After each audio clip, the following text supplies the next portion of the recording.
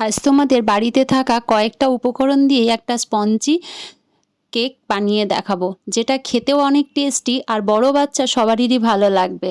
তো চলো কিভাবে কেকটা বানাচ্ছি সেটাই তোমাদের দেখাবো। আমার কাছে বাদাম আনমন্ড ছিল, তাই আমি ওপর থেকে ছড়িয়ে দিয়েছি। তোমরাও কমেন্ট করে জানিও তোমাদের কীরকম লাগলো। বেশি দেরি না করে কেকের রেসিপিটা শেয়ার করি। প্রথমে একটা বাউল নিয়ে নিয়েছি, তার মধ্যে নিয়েছি কফি মগের 1 কাপ মতো আটা। হ্যাঁ, আটা দিয়ে কেক বানানোটা অনেকটা হেলদি। আর দিলাম 4 চামচ চিনি। আমি কোনো রকম ব্লেন্ডার ইউজ করব না। তোমরা যাতে বাড়িতে হাতেই বানাতে পারো সেই সুবিধে নিয়েই আজকে কেক রেসিপি।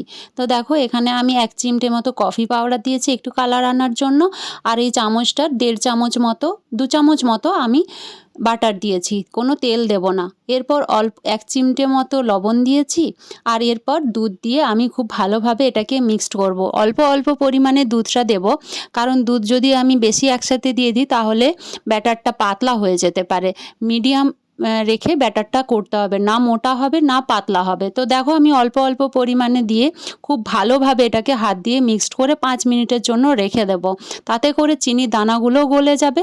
তারপরে 5 মিনিট রেখে দেওয়ার পরে আরেকবার ভালো করে মিক্সড করে নিয়ে একটা ইনো দিয়ে দিলাম। ব্যাস, এই দিয়েই কিন্তু আজকের কেক রেসিপি। খুবই সোজা আর খুবই হেলদি এই কেক। এর মধ্যে কোনো রকম বেকিং পাউডার বা মিক্সার গ্রাইন্ডার কোনো কিছুর প্রয়োজন নেই। হাতে সবাই এই কেকটা বানাতে পারবে আর খুবই হেলদি একটা ময়দা আমাদের শরীরের জন্য খুবই ক্ষতিকারক, সেই জন্য আটা দিয়ে বানিয়েছি।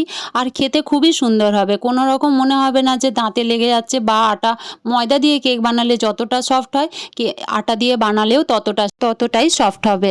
এরপর আমি এই কেকের বাটিটা রেডি করে নিয়েছি। প্রথমে আমি বাটার লাগিয়ে নিয়েছি, তারপর উপর থেকে আমি আটা ছড়িয়ে দিয়ে বাটিটা রেডি করে নিয়ে ব্যাটারটা দিয়ে ড্যাব ড্যাব করে বাতাসটা বার করে নিয়েছি। এরপর আমি 5 মিনিট এইভাবে স্টিম দিয়ে গ্যাসের মধ্যে রেখে দিয়েছিলাম। তারপর আমি আবার উপর থেকে 5 মিনিট পর উপর থেকে বাদামগুলো ছড়িয়ে দিলাম। তোমরা চাইলে কাজু কিশমিশ বা ড্রাই ফ্রুটস এগুলো উপর থেকে এইভাবে দিয়ে দিতে পারো। তো দেখো সুন্দর একটা কেক রেডি হয়ে গেছে। এইভাবে আমি চেক করে নিলাম যে পুরোটা হয়েছে কিনা। মাঝখানে আমি আরেকবারও চেক করেছিলাম।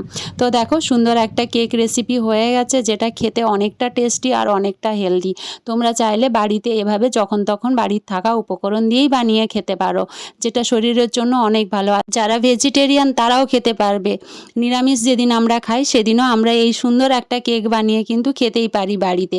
তোমাদের কীরকম লাগলো তোমরা কমেন্ট করে জানিও। আর ওপর থেকে আমি একটুখানি চকলেট দিয়ে দিয়েছিলাম, ভেতরে, যেটা গরম অবস্থায় দিয়ে দিলে চকলেটটা গলে যায়, যেটা খেতে অনেকটা ভালো লাগে। তো তোমরা এরকম বানিয়ে খেতে পারো। কীরকম লেগেছে কমেন্ট করে জানিও। Bye bye.